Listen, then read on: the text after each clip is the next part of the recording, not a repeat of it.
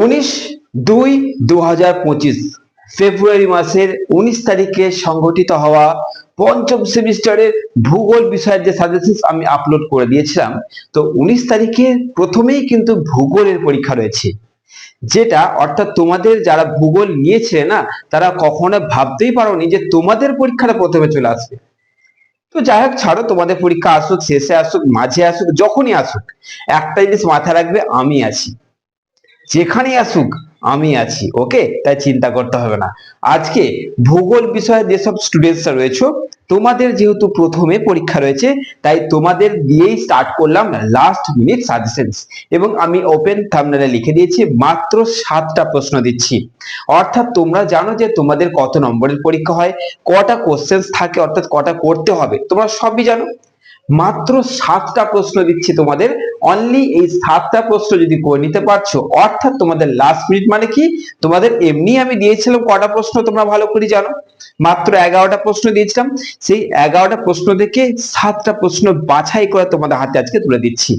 এই 7টা প্রশ্ন আশা করছি তোমরা করে নিয়েছো, এরকম নয় যে স্যারের লাস্ট মিনিট সাজেশনের অপেক্ষায় বসে থাকবো, স্যার যখন দেবে তখনই করবে, এরকমটা নয়, ওকে? তাই আজকে তোমাদের ভূগোলের যে সাবজেক্ট, অর্থাৎ যে তোমাদের জিওগ্রাফি নিয়েছো, তাদের মাত্র 7টা প্রশ্ন। চলো এসে তোমাদের বলে দিই। তোমরা কিন্তু তোমাদের সাজেশন তো রেডি করাই রয়েছে, তো লেখাই রয়েছে, সেইখানটা শুধু রিভিআই করে মার্কিং করে নাও যে এই প্রশ্নগুলো আমাদের আগে করতে হবে। তোমরা জানো আমি অর্থাৎ এসএন একাডেমি যখন লাস্ট মিনিট সাজেশন দেয়, তার মানে এটা যে তোমাদের যে মানে সাজেশন আমি দিয়েছি, অর্থাৎ মেইন সাজেশন থেকে গুরুত্বপূর্ণগুলো তোমাদের সামনে তুলে ধরলাম। তার মানে কখনোই এটা নয় যে বাকি যে কটা কোশ্চেন পড়ে রয়েছে সেগুলো ফালতু, সেগুলোকে ফেলে দেবো, কখনোই করবে না, তাহলে আমি কোনো দায়িত্ব নেব না।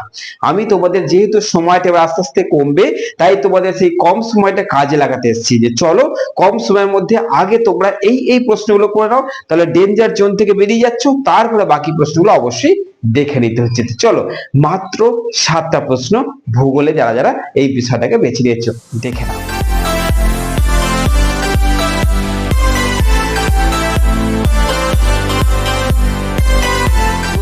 শুরু করছি তোমাদের জিওগ্রাফি প্রথম, অর্থাৎ জিওগ্রাফি অফ ইন্ডিয়া থেকে মানে ভাইটাল প্রশ্ন হচ্ছে ভারতের জনসংখ্যা বৃদ্ধির কারণ। প্রথম প্রশ্ন হয়ে গেল।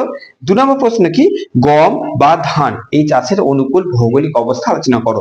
গম বা ধান এই দুটোর মধ্যে দুটোই আসার চান্স রয়েছে, এতটা ইম্পর্টেন্ট, কিন্তু দুটোর মধ্যে একটা আসছে, এটা 200% ধরে নাও আসবেই। গমটাই ধরে নাও বেশি আসার চান্স রয়েছে, ওকে? সেটাও কিন্তু বলে দিলাম। 3 নম্বর, লৌহ ইস্পাত শিল্পের প্রতিষ্ঠা, অর্থাৎ লৌহ ইস্পাত শিল্প একটা জায়গায় প্রতিষ্ঠিত হতে গেলে কি কি অনুকূল পরিবেশ দরকার রয়েছে, এবং তুলা শিল্পের সমস্যা আলোচনা করো, ওর সঙ্গে তোমাদের দেবে। নেক্সট, বিভিন্ন প্রকার গ্রামীণ জনবসতি গড়ে ওঠার কারণ, বিভিন্ন প্রকার যে গ্রামীণ জনবসতি আছে তাদের গড়ে ওঠার পিছনের কারণগুলি আলোচনা করো। আচ্ছা, নেক্সট হচ্ছে ভারতের পেট্রোলিয়াম উৎপাদনকারী এবং কয়লা উৎপাদনকারী যেসব অঞ্চলগুলি আছে তাদের আলোচনা করো, অর্থাৎ পেট্রোলিয়াম ও কয়লা উৎপাদনকারী যে অঞ্চলগুলো আছে সেগুলি আলোচনা করো। এইখানের মধ্যে একটা কথা তোমাদের জানিয়ে দিচ্ছি, পেট্রোলিয়াম উৎপাদনকারী এই কোশ্চেনটা এই দুটোর মধ্যে মোস্ট ইম্পর্টেন্ট।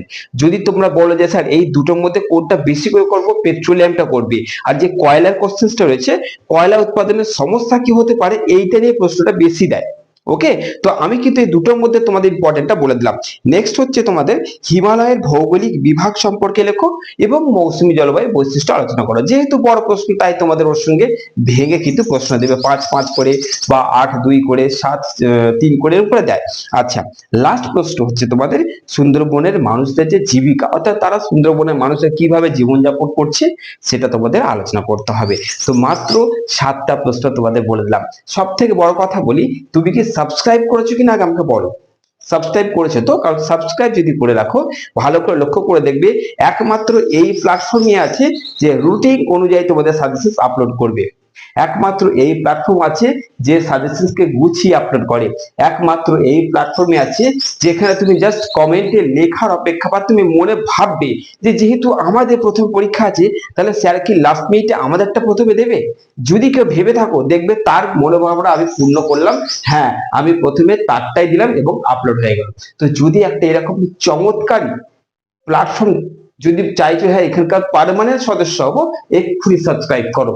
কারণ তুমি এরকম টেকনিক্যাল এবং লজিক্যাল প্ল্যাটফর্ম মনে হয় না তুমি কোথাও পাবে। কারণ আমি প্রত্যেকটা স্টুডেন্টকে বলে দিয়েছিলাম সাপ্লি কাউকে পেতে দেবো না, প্রত্যেকটাকে পার করে দেখাবো। তো চলো বেশি না কথা বাড়িয়ে এই কটা কোশ্চেন দেখে নিচ্ছ এবং সাবস্ক্রাইব করছো, যত পারবে যত ভূগোলের বন্ধুরা রয়েছে তাদের মধ্যে এই সাবজেক্টটাকে ছড়িয়ে দাও। কারণ ভূগোলের স্টুডেন্টসদের কাছে এই সাজেশন পৌঁছাচ্ছে না, কোথাও একটা দেরি হচ্ছে, কোথাও একটা সমস্যা হচ্ছে, হয়তো তোমরা ছড়িয়ে দিচ্ছ যাচ্ছে না, বা তোমরা হয়তো ছড়িয়ে দিচ্ছ না তার জন্যও যাচ্ছে না।